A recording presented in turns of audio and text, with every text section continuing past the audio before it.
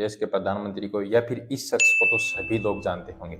देखिए, आज की इस वीडियो में, छोटी सी वीडियो में, मैं किसी पार्टी या फिर कोई पक्ष विपक्ष के बारे में बात नहीं करने वाला हूँ। मैं खाली और खाली एक कैंडिडेट के बारे में बात करने वाला हूँ। प्रधानमंत्री नरेंद्र मोदी के बारे में सारे के सारे लोग बहुत सारे ऐसे बयान देते हैं कि प्रधानमंत्री नरेंद्र मोदी ऐसे हैं वैसे हैं। चलो देखते हैं कि कैसे हैं कैसे नहीं है। प्रधानमंत्री नरेंद्र मोदी का पूरा नाम दामोदर दास नरेंद्र मोदी है। 17 सितंबर 1950 के गुजरात के महसाणा जिले में वाड़नगर ग्राम छोटे से गांव में एक निर्धन अति पिछड़ा वर्ग में या फिर निर्धन परिवार में इनका जन्म हुआ। बहुत सारे लोग ऐसे भी बोलते हैं कि शुरुआत में चाय बेचते थे, ऐसे करते थे वैसे करते थे, बहुत गरीब थे। तो चलो इसका भी देखते हैं, चाय बेचते थे नहीं बेचते थे। देखिए, सबसे पहले तो मैं आपको बताना चाहूंगा कि बहुत सारे भाषणों में इन्होंने भी कहा कि मैं तो चाय की रेहड़ी लगाता था, चाय बेचता था। तो देखिए, ये चाय बेचते थे नहीं बेचते थे, इनके पिताजी की खुद की दुकान थी चाय की, तो ये कभी कभी दुकान पर जाया करते थे। और कभी कभी आपको पता है कि पिता की अगर कोई भी बिजनेस है तो उसको भाई बेटा भी जाता है, तो उसी तरीके से जाया करते थे और कभी न कभी ये भी चाय बेचते थे। अब बात करते हैं कि बहुत सारे लोग इनके बोलते हैं कि भाई ये तो 5वीं फेल है, ये तो 8वीं फेल है, ये तो 10वीं फेल है। इनको तो इंग्लिश नहीं आती, हिंदी नहीं आती, मारवाड़ी नहीं आती, गुजराती नहीं आती, कुछ भी भाषा है लैंग्वेज अच्छे से ढंग से नहीं आती। तो चलो देखते हैं कि ये पढ़े लिखे हैं नहीं पढ़े लिखे हैं। तो सबसे पहले तो अगर ये 8वीं या फिर 5वीं या 10वीं फेल होते तो दिल्ली विश्वविद्यालय से 1978 में राजनीति विज्ञान से बीए की डिग्री प्राप्त नहीं करते।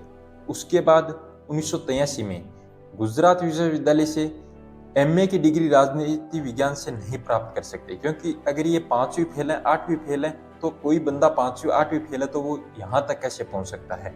तो ये तो जाहिर सी बात है कि बिल्कुल पढ़े लिखे हैं और जो भी ऊंची ऊंची डिग्रियां हैं वो इन्होंने हासिल की। तो ये तो एकदम से ढकोसलापन है कि ये पढ़े लिखे नहीं है। अगर ये खुद भी कहते हैं कि मैं पढ़ा लिखा नहीं हूँ, 5वीं फेल हूँ 8वीं फेल हूँ, तो ये बिल्कुल गलत है। कई भाषणों में ये भी बोलते हैं कि मेरा चुनाव में आने का या फिर राजनीति पॉलिटिक्स में आने का कोई महत्व नहीं था, कोई भी दिमाग में और माइंड में मेरा विचार नहीं था। तो चलो देखते हैं कि इसका भी पोस्टमार्टम करते हैं कि आखिर ये चुनाव में, राजनीति में, पॉलिटिक्स में आए कैसे, कब आए। सबसे पहले इन्होंने फरवरी 2002 में राजकोट से गुजरात विधानसभा के लिए पहला उपचुनाव लड़ा। उसके बाद 2002 में इन्होंने मणिपुर से मंत्रिमंडल के लिए 2002 में ही चुनाव लड़ा, जिसमें इन्होंने एक तरफा जीत हासिल की। तो ये तो गलत है कि 2014 में ये मंत्रिमंडल में आए, राजनीति में आए, पॉलिटिक्स में आए और ये प्रधानमंत्री बन गए। ये तो सरासर गलत है। अगर ये भी खुद भी अपने भाषणों में कहते हैं कि मेरा कोई मतलब नहीं था राजनीति में, पॉलिटिक्स में आने का, तो ये तो बिल्कुल गलत है, क्योंकि ये 2002 से पॉलिटिक्स में थे। उसके बाद इन्होंने 2014 में प्रधानमंत्री के पद पर शपथ ग्रहण की और देश के प्रधानमंत्री बने।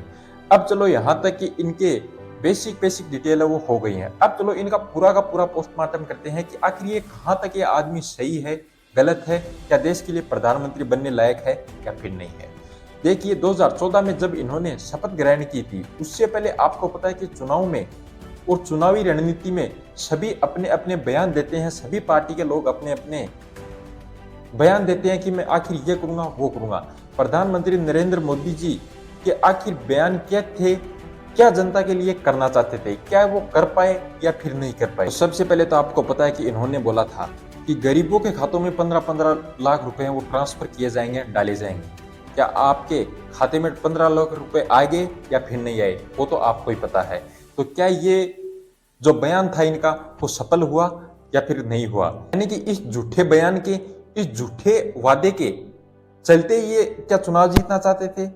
उसके बाद इन्होंने क्या किया कि जो भी किसान हैं, खेती बाड़ी वाले लोग हैं, उनकी आय को दोगुना कर दूंगा। क्या आय दोगुना हो गई है? क्या खेती बाड़ी वाले लोगों की, किसानों की, फार्मर की जो भी आर्थिक स्थिति है वो ऊपर उठ गई है? आर्थिक स्थिति में सुधार हुआ है? वो भी आप देख लीजिए। उसके बाद इन्होंने क्या किया था कि काला धन वापस लाऊंगा। चलो, नोटबंदी के चलते काला धन आया है या नहीं आया है, उसमें गरीब लोग हैं वो भी परेशान हुए, अमीर लोग भी परेशान हुए। काला धन आया है तो चलो अच्छी बात है, इसके बारे में हम ज्यादा चर्चा नहीं करना चाहेंगे। उसके बाद ऐसे ही इन्होंने बहुत सारे ऐसे वायदे हैं वो किए थे। देखिए, भ्रष्टाचार मुक्त देश बनेगा, इन्होंने ये वादा किया था। तो आज की डेट पे क्या भ्रष्टाचार बिल्कुल भी खत्म हो गया? क्या भ्रष्टाचार के खिलाफ कोई इनके आने के बाद एक ठोस कानून बना है जिसके चलते भ्रष्टाचार खत्म किया जा सके? वो तो आप ही बता सकते हो। तो भ्रष्टाचार है वो आज की डेट पे काफी ज्यादा फैला हुआ है। और भाई दिन प्रतिदिन गाइस, दिन प्रतिदिन ये भ्रष्टाचार है उसकी चपेट में सारी की सारी जनता है वो आने लग गई है और आगे ये बढ़ता ही जाएगा। अगर इसके ठोस कानून और इसके ऊपर ब्लेम नहीं लगेगा तो आपको पता है कि भ्रष्टाचार है वो पूरे के पूरे देश को घेर लेगा। तो ये भी भ्रष्टाचार देश मुक्त को करने के लिए भी ये वायदा है वो इनका नाकाम सिद्ध हुआ। इसी के चलते इन्होंने ये भी बोला था नरेंद्र मोदी जी ने कि महंगाई से मुकाबला किया जाएगा। आज आपको पता है कि पेट्रोल डीजल की जब आप मार्केट में जाते हो तो सब कुछ जो भी राशन होता है आपका उसकी कितनी कितनी रेटें हैं वो आसमान को छू रही हैं। तो क्या ये कम हो गया? महंगाई से लड़ लिए महंगाई कम हो गई? ये तो बिल्कुल भी सरासर गलत है।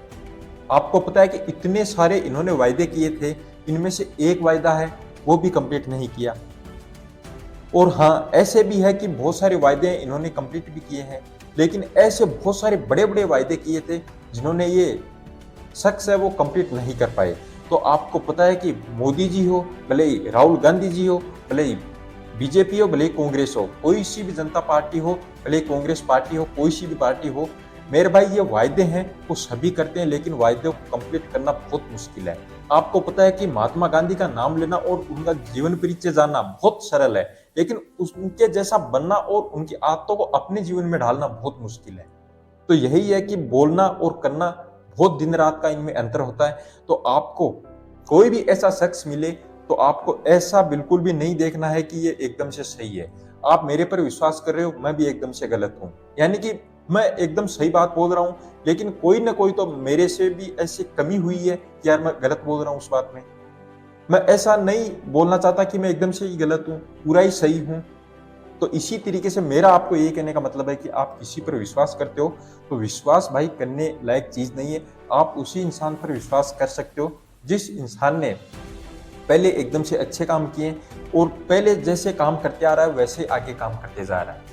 उस इंसान पर आप पूरा का पूरा विश्वास कर सकते हो, या फिर पूरा न विश्वास करो तो विश्वास कर सकते हो। ठीक है, तो दोस्तों ये वीडियो मेरा बनाने का मकसद यही था कि कोई भी पार्टी से मेरा वैसे नहीं है कि यार इस पार्टी से मेरा जुड़ाव है, इससे नहीं जुड़ाव है, बाकी मेरा न प्रधानमंत्री से न नरेंद्र मोदी से ऐसा कोई है कि यार मैं इनके खिलाफ हूँ वैसे हूँ।